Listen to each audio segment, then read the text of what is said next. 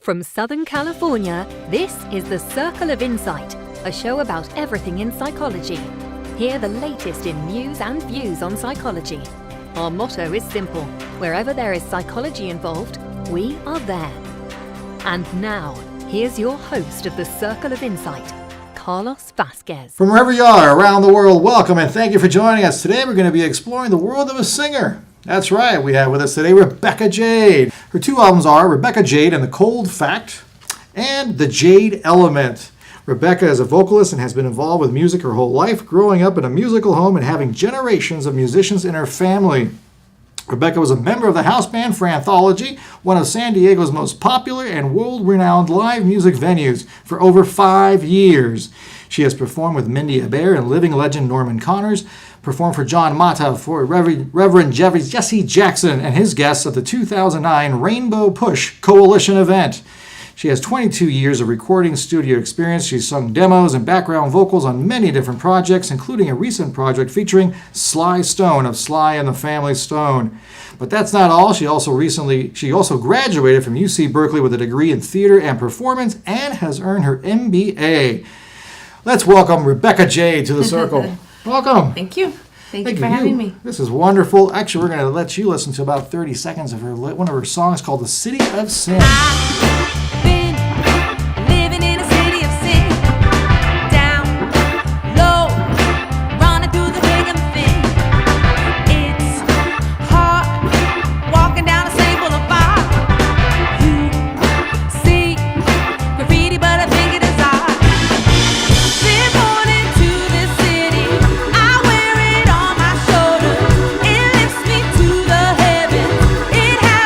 I hope you enjoyed it as much as I did. Rebecca Jade and The Cold Fact. That's where the song is, The City of Sin. And we'll get to find out later why that's the City of Sin.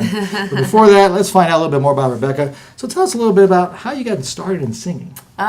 As mentioned before, I come from a very musical family. So my mom's a singer. My grandfather was a singer. My uncle's a singer. Oh, wow. On my mom's side. But my dad can sing too, actually. So really? Yeah, and he can carry a note, not too bad, you know. And I've just been immersed in music my whole life, and I've been singing since I was very little. I think my mom had a picture of me holding a mic, singing a solo at 5. So at 5. I've been very, very young and Wow. immersed in it for a long time. So let me ask you this question: does your mom or any other relatives sing the same style that you have? My mom was a jazz singer in Puerto Rico. We're not Puerto Rican. We grew up. We're from New York, but we moved to Puerto Rico when I was really little. And my mom used to be a model and a singer. She actually put herself through college, having her own band and all that stuff. Really? I'm like totally, like walking like in her footsteps. It's pretty funny. It's and really cool. So that is very fascinating. Yeah. Now you sing mostly jazz. I do a wide variety. I have a very heavy jazz influence.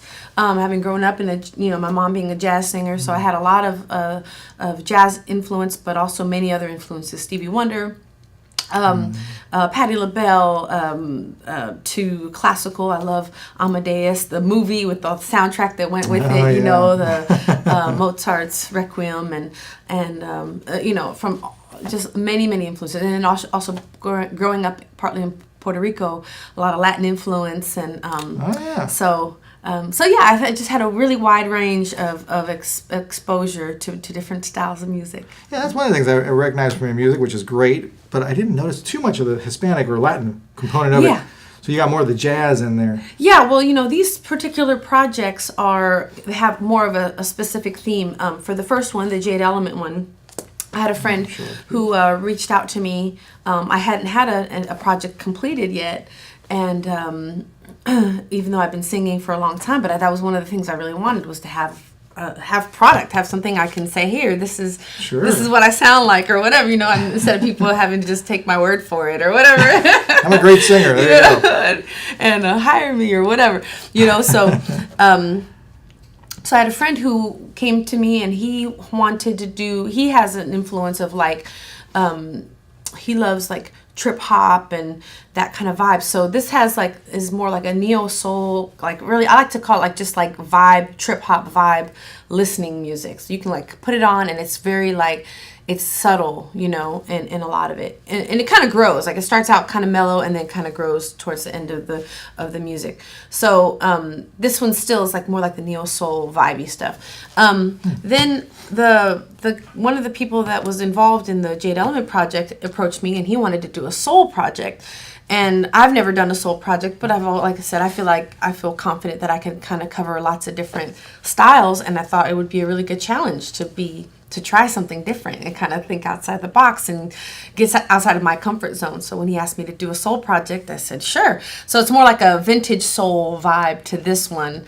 Little funk soul vibe to it. Yeah. So a wonderful album. It's really a lot of fun. Thank you. And it actually won a San Diego Music Award last year, 2014 San Diego Music Award. So I'm super grateful for that, and having, come together for a new project and for us to have already gotten some love on it. It's really cool. We're really grateful for that. Now, this is a psychology show, so we're going to explore a little bit in the mind of Rebecca Jade here. All right. Uh-oh. So we got you over here with jazz. You got over here with soul. Yeah. Did that change your feelings as you go through the songs? Because we know a lot of times singers are very intuitive into their own feelings and other people's feelings.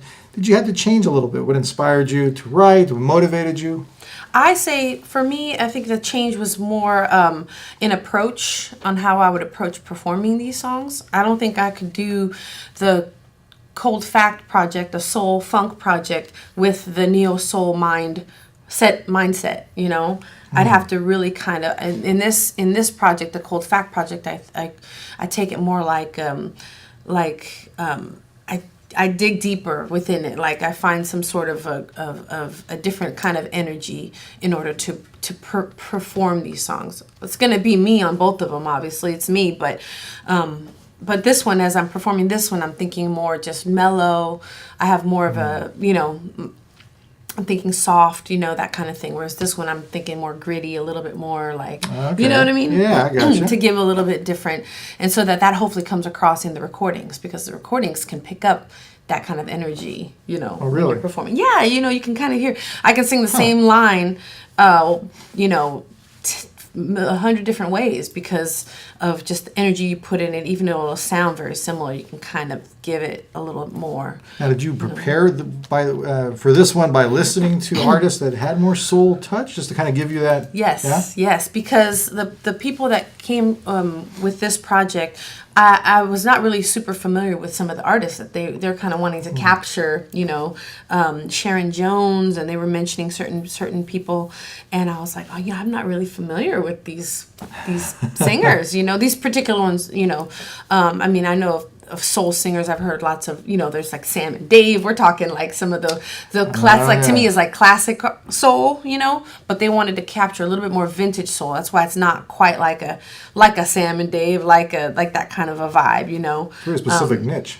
Yeah. It's a little different than the what I would consider like kind of classic soul. I think that's why they wanted to kind of call it vintage soul. Vintage soul. What I mean? Which is like cool. That. Yeah. And did it take you a long time to get adjusted to that, or were you able to go into it, or did it take a little while to get into that mode? I think it was probably a learning curve a little bit, and but the cool thing is, like, everybody that I was working with in this project was just great. They were just like, just do what feels right to you, and then of course anything that they thought of that would be good ways to kind of tweak it here or there. It was, cool. Well, maybe on this part give it a little something, or whatever. But for the most part, they were really embracing of my decisions on, and it was a collaboration effort, like with everybody. It wasn't just me coming to the table. It was like a whole band that we kind of grew a lot of this. There was a foundation in place, but then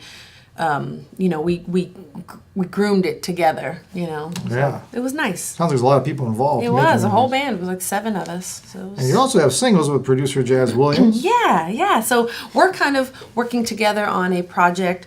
But in the meantime, because he's very busy, he owns a studio in San Diego. I'm very busy, and so we try to work together. Not trying to rush anything, but we'll work on a song, and then weeks will go by, and then we'll start working on another song. And then months will go by, and then we'll work on another song. So we've been at this for a long, long time, but we have about 5 songs done now. And we're all on, they're not even on here at all. They're all online right now, so people can check it out.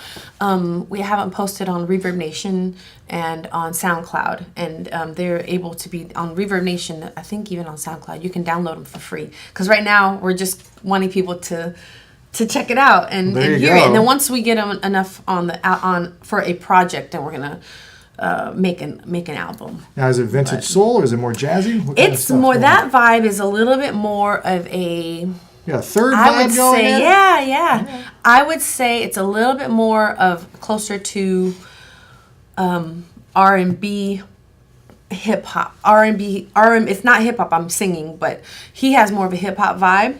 Okay. So it's more like pop R&B with a hip hop vibe to it. Musically, it's hip hop. It has a little bit of stuff, And what I like about his stuff is his creative realm. One of many things that he does is he creates really cool harmonic, just harmonies. He'll stack these really cool harmonies in it, and so there's a lot more musically things going on. It's a lot more complicated. A little bit more vocally, so this is more like, these are more like musically, instrumentally have more to it. Whereas with him, there's still more going on, but it's also a lot of vocal influence. Sorry. And at times it's hard to put these things into words because you're doing it. It's complicated. Well, this is a classic question everybody always asks. Who's your mentor? Do you have any? It could be more than one, of course. Anybody always stands out? Well, I mean, besides mom, you got mom in there. No, I do have. I have a mentor, and I really owe a lot to him for me just growing to where I am now. As he's a San Diego. He's a San Diegan by way of Detroit, and his name's Kamau Kenyatta. And he's an incredible musician in San Diego. And he actually just recently won a Grammy because he was involved with the project with an incredible vocalist, Gregory Porter. And so they just won a Grammy last year as well. So, but because of him and a dear friend of mine, Damien, actually connected me with him. And that's back when I didn't really know much of anything. I had worked on a couple projects, but I'd never worked with a live band before. And so he just helped groom me, just helped me build my repertoire. I only knew maybe 10 songs. And, and we're talking jazz, building that jazz. I mean, I knew a bunch of songs, but to perform them, I hadn't really done that many, and to sit down and make a list. I didn't feel like I knew that many, maybe 20, and he just helped build my, help me build up my repertoire, but also help build that work ethic. So, many years later, now I have over 400 songs that I can sing, and it's just because of his, just belief in me and just encouraging me, and if with him, because of him, I've just gained, great confidence on stage and presence, and just feeling more comfortable, and being grounded and feeling also like a musician, not just a singer, but I feel like a musician on stage because of just the foundation that he helped.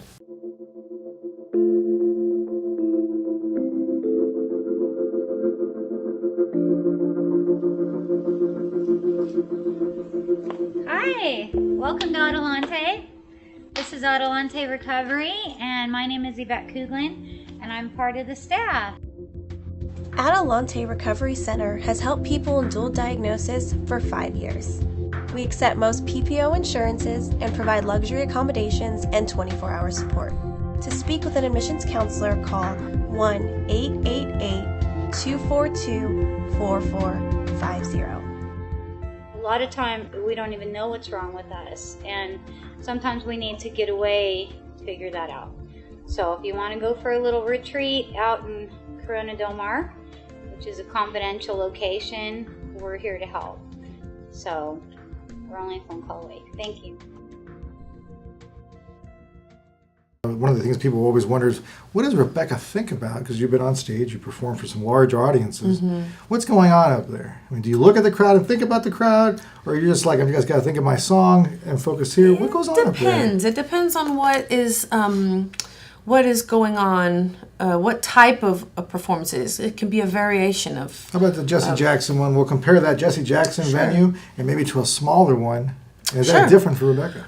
Yeah, because, well, the Jesse Jackson one was more like it was the end of this whole production of awards being given and all this stuff, and then they bring out the band, and it was like, it was a really cool experience. I remember how it was in LA, and it was just like this buzz in this room, and it was just really cool to feel that. And then when you're performing, and it's like just new eyes just kind of looking at you and stuff, but it was actually still really, really cool. Like and we had some certain things kind of prepared, and so we wanted to just put that present that well, and it went over really well, and the band was awesome, so that makes it was just a nice vibe. You can feel like a really good vibe.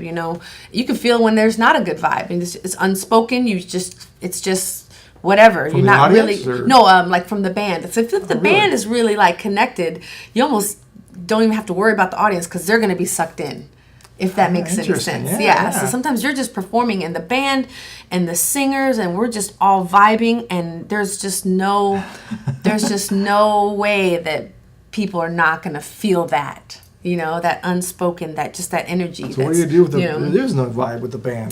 Do you have to carry more of the load at that point? You try to make changes where you can, even on stage or whatever. You might have to change the vibe of the song. Maybe change the, if you're going this way, okay, let's just switch it. Let's go to, in the middle of the song? No, maybe I finished the song, but you can end the song early. Whatever it is, Really? Yeah, sometimes it's just, if it's not vibing, you can make those changes subtly, of course, and so it can be a variation of that. Now, if you want to switch to a smaller venue, the Anthology, I was in the house band there for 5.5 years, and it was a beautiful venue right in Little Italy, San Diego, and the club was really cool though, because it was, the owners were from Chicago, so they wanted that classic Chicago, New York supper club feel, and there was no place like that in San Diego. So it was cool because they had many different artists perform, and then they had the house band. So they had us like on Tuesday nights, and there were people that would come regularly and see us, and the band was hitting pretty good too, And so with that, but that presentation was different because they see us weekly, and so we would try to give them something different every time. And then I'm starting to have more rapport because I'm seeing people, and that gave me more of a platform to be able to be more of a front person and talk to the audience, and you know what I'm saying, which is different than the Rainbow Push Coalition, because they're there and they're just ready to hear, okay, what do you have? They don't know us, there's so no rapport building or anything. No. So at this point, you have to kind of hit them hard and kind of capture them right away. Whereas the people that see us regularly, they kind of know what to expect, and then we just have to switch it up with them weekly, just to keep them coming back. Was that fun too? Yeah, absolutely, because you don't want to have repetition, and that probably wouldn't be good. It would get annoying after a while, So you want to kind of, you want to give them something different. Plus, it expands you as an artist. We're not often doing originals. We're doing lots of covers. So we're doing lots of jazz tunes, R&B tunes, songs that people are familiar with. So that's what's different, fun. Meaning like, then if I do my original projects, that's a whole nother realm. Yeah. Now we're talking, these people have never heard your songs before. Now imagine that. Now you try to capture these people who have never heard you, maybe not have heard you, and they've never heard your original music. It's original, unless they had heard you before. Do you try it out like an original song before you give it to a larger audience? You try it out in a smaller group? It depends on the venue. It's like there's so many different, you can do that. I've done many times where I've done a show and I'll do a bunch of covers, and then I'll mix in some originals just to kind of be like, hey, by the way, this Here's something new. Yeah, and then so it totally varies. there's so many different variations that can be made. That's amazing. Yeah, so I've done that before. I've done a Ladies of Soul tribute show. And so I'll do nice. like Shaka Khan, Aretha Franklin, and it'll be a whole night of Gladys Knight and you know, a whole night of that kind of music. And then, you know, I'm like, okay, well, Ladies of Soul, this is like a soul album, so I'll put in a couple songs from my soul album, and I'll do probably 2 over the course of a 2-hour show or hour and a half show. Don't you want to go see her sing right now? We're getting close to time here, but I want to talk a little bit about City of Sin here. What's the title? Where did it come from? Because I know one of the questions I wanted to ask is what inspires you to sing, what gives you these feelings. Yeah. What was going on there?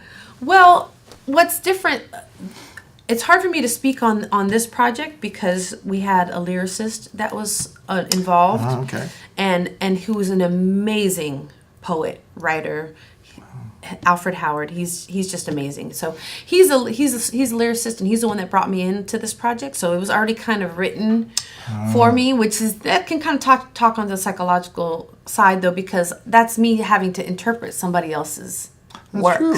You know what I mean? Did it work for you? I mean, did you feel connected to it? After time, I do. After time, I do. I have to get used to it and kind of really internalize it, and just and you know, and that's where the theater background comes in handy. Yeah, there you go. You know? No, but I try to perform it and really give it as much of that energy that I can. Did you bring any of your own personal experiences into the song and try to connect better with it? Yeah, I always try to find imagery of you know, like.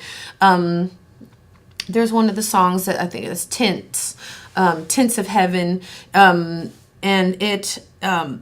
he's what's really cool is Alfred is a very visual. I can see pictures. You know, he's a very. I'm not sure how to explain it, but like when he's his words, I can see a picture of it. You know, he's very descriptive. You know what I mean? Gotcha. So for like Tints is the start of it is there's a one-armed man. With a cup for change on the corner, you know, and so you can just can't help but visualize a guy sitting there on the corner, one-armed man with a cup, you know, traffic slow, you know. Mr. Wendell's coming to my head right now. Yeah, yeah, you know. Mr. Wendell? Yes, that's right. For some reason it's popping in my head when the one-armed cup, but all right. Yeah, the one-armed man with a cup for change on the corner.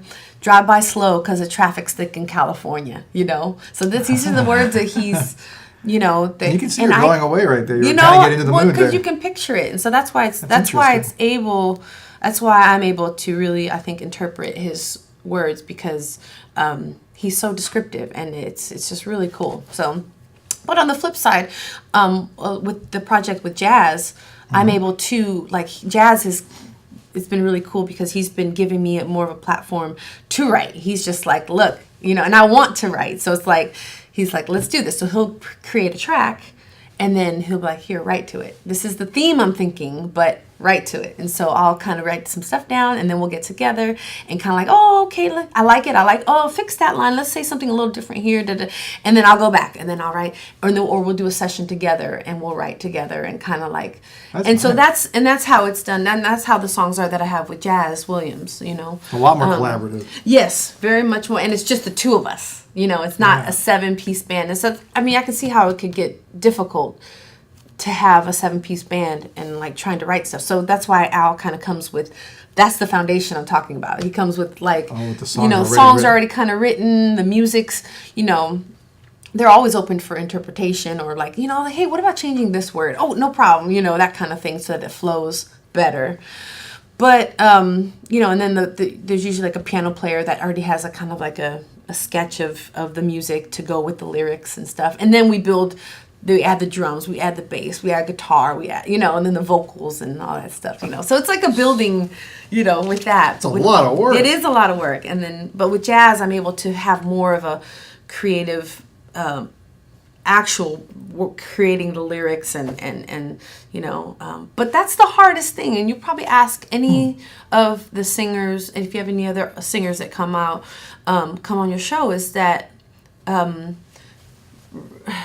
writing that, like I envy almost Alfred. He can write so quickly, like he writes so quickly, but of course that comes over time. But I would imagine most writers have to get past that whole writer. Oh, this line's terrible. Oh God, this is horrible. You know what I mean? And stop overanalyzing everything you write down, because then you'll never get anything done. So there was a point where I had to kind of go like, okay, this is my idea, and I'm just going to stick with it. You know, it can be adapted. Editing. Exactly. Yeah, you can't do that. That's exactly what I'm saying. Does he pick you? In the sense of, he's got these songs he wrote. We only got a couple minutes left, but I gotta get this question out. But does he pick you? Like he wrote The City of Sin. He wrote Tints. He has images in his head. Does he also picture the voice he wants? I think so. I think that's why they kind of grouped a bunch of, because I'm sure he has a gazillion other songs too. But I think, he had these in mind for that soul vibe, and kind of put these together as like the best product for this soul package that he wanted to do. And then I don't think these were like in full existence when he contacted me. I think they still worked them up, but it was like he hit me up and said, I want to do a soul project. I was like, I'm down, and I'm like, count me in, and then these were presented to us as and let's shape them and let's build them up as a project. Yeah. Perfect. Yeah. So it's cool. Last question of this interview. We call it a fastball question. Uh-oh. Because it's a trick question, so we'll see. Question is here, I got two. I just don't know which one I'll ask. But I'll ask this one first. What genre would you say I don't want to play there in music? Like whether it be maybe a Celine Dion type of genre, or is there a genre you would not like to sing? And is there a genre, and then the other question would be, who would you love to do a duet with? Ooh. The first one would be, which genre you do not want? Country? Yeah, and not that I wouldn't, because I think all music. Matter of fact, I'm learning a country song for a gig for a gig really? I'm doing on Saturday, and that's probably the least exposure of music that I've great had. Answer. Yeah, so I wouldn't be opposed to doing country. And matter of fact, nowadays country is different than it used to be. It's gotten a little bit more popularized. Pop, so now it's pop country, but I wouldn't be opposed to it, but that's probably the least, And your duet? Yeah. My duet, that's a tough one. Fastball questions are not easy, Rebecca. I know. I have so many people I would, probably Donny Hathaway. Oh, really? Probably Donny Hathaway. He had just this amazing voice, and he had such. That's what I loved about Billie Holiday's voice. She had such sorrow in her voice, and there's something that I don't know why I'm just connected to that. And Donny Hathaway had the same thing. He would sing with all his heart and all that he had within him. That just left it out on the table. I feel like every time I heard any of the songs. So that's a great. That's moment. probably the one. All right. Yeah. Is she fabulous or what? Fabulous person. Love the hair. Fabulous hair. Love the music. We got a special surprise for you. We're going to let you listen to the song City of Sin. It's coming right after the show ends, so you don't want to miss that. Once again, thank you so much, Rebecca, for joining us. I know people are going to want to know more, where to hear your music, where to learn more about you. Where do we go? I have website, RebeccaJade.com. Social media on Facebook, Twitter, Instagram is all Lady Rebecca Jade. And also Reverb Nation and SoundCloud. You can also check out all my songs. I have everything on there. And that's at Reverb Nation and SoundCloud.com / Lady Rebecca Jade. Everything's Lady Rebecca Jade. So. I can see why I had heard you say that. We wish you great success. Thank you again, Rebecca. Thank you, everyone, for joining us. Remember, our motto is simple. Wherever there's psychology involved, whether in jazz or vintage soul, we are there. Remember to stay tuned for the song City of Sin.